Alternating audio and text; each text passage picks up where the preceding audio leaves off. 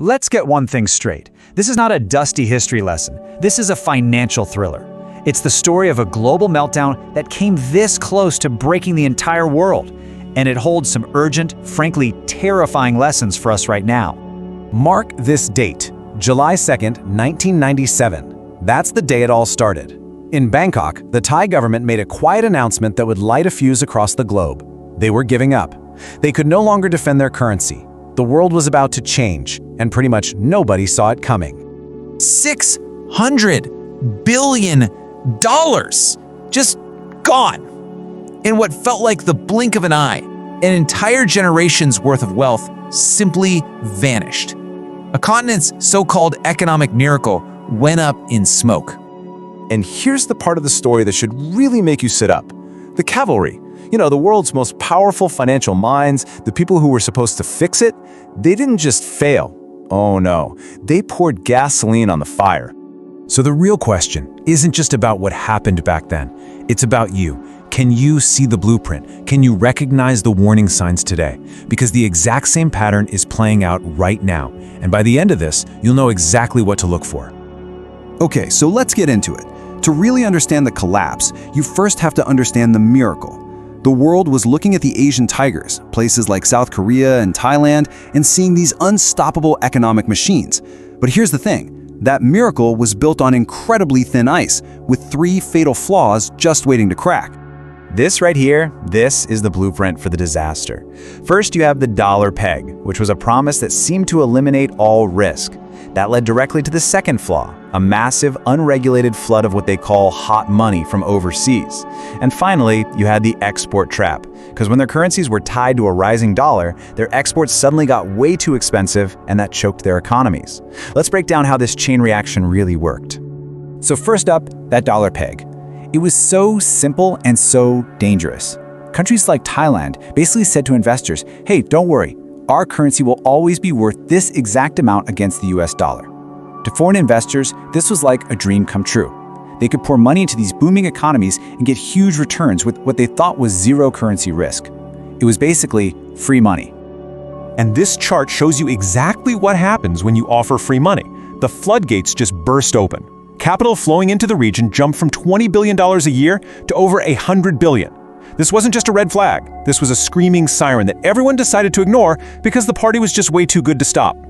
And all that hot money fueled one of the biggest debt binges in modern history. I mean, just look at this number. In Korea, your average major company had a debt-to-equity ratio of 400%. To put that in perspective, for every $1 of their own money, they had borrowed $4. It was a leverage bomb just sitting there, waiting for a spark. And in July of 1997, that spark finally hit. The whole tone is about to change now. We're going from a slow burn to a high-speed inferno. This is how a problem in one tiny country ignites an entire continent, because fear is the most contagious disease of all. Just look at the speed of this thing. July, Thailand falls. By August, panic hits Indonesia as investors yank their money out assuming it has the same problems. By November, even mighty South Korea is on its knees, and by January, it's not a crisis anymore. It's a catastrophic depression. Fear spread faster than wildfire. So what does a 50% currency collapse actually mean? Think about it like this. If you had $1 million loan from a foreign bank, overnight you suddenly owed $2 million. Your income didn't change, just your debt.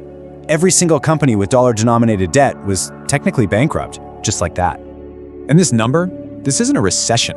This is an economic heart attack. To lose over 13% of your entire economy in a single year, that's a level of devastation that ruins millions of lives. We're talking riots, poverty, starvation. The human cost was absolutely staggering. And right when you think it cannot possibly get any worse, the cavalry arrives. The International Monetary Fund, the IMF, swoops in with the biggest bailout packages in history. The world takes a collective sigh of relief. You'd think they would help, right? Well, they made it so much worse. Here's the absolute heart of the problem. The IMF completely misdiagnosed what was going on. They came in with their standard playbook, which was designed for countries with reckless government spending. But this wasn't a government crisis, this was a private sector debt crisis. They brought the completely wrong medicine for the wrong disease. And that medicine? It was poison. To try and stabilize the currencies, they demanded sky-high interest rates. In Indonesia, they hit 80%. 80%. That didn't save companies, it bankrupted them on the spot. They forced banks to close suddenly with no deposit insurance, which didn't restore confidence, it created mass panic and bank runs. Every single thing they did just pushed the patient closer to death. And hey, don't just take my word for it. This is a quote from the chief economist of the World Bank at the time, a Nobel Prize winner, an insider. He said point blank, the IMF turned a bad situation into an outright depression. The results of this catastrophic failure were just devastating on a human level. In Indonesia, half the country was pushed below the poverty line. Unemployment tripled in South Korea. The desperation got so bad that there was a national campaign where everyday Korean citizens stood in line for blocks to donate their own wedding rings, their family gold, just to help the nation pay its foreign debts. Okay, so why does this 28-year-old story matter to your money, to your investments, to your world today? Because the exact same vulnerabilities, the same dangerous patterns, they aren't history. They are current events.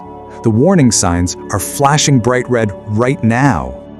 I mean, just look at this. It's an almost perfect match. The core problem back in '97, high debt borrowed in US dollars. Today, same exact problem. The trigger back then, a strengthening US dollar making that debt impossible to pay back. Today, same trigger. The key risk was a currency collapse. Today, identical risk. The names have just changed from Thailand to Turkey, from South Korea to Sri Lanka, but the blueprint for disaster is exactly the same. So you see, this isn't just a history lesson. This is a blueprint. It's your guide to understanding the massive risks that are baked into the system right now. And it comes with 3 critical takeaways that could literally help protect you.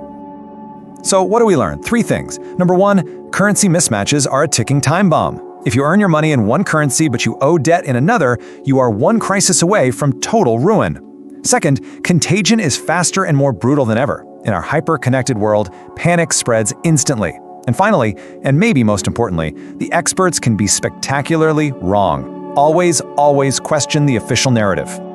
And that leaves us with the final, really unsettling question. The same vulnerabilities are there today, but on an even bigger scale. The same institutions are still the designated first responders. The patterns are repeating. The only question that really matters is, will the response be any different this time? Or are we all just doomed to watch this happen all over again?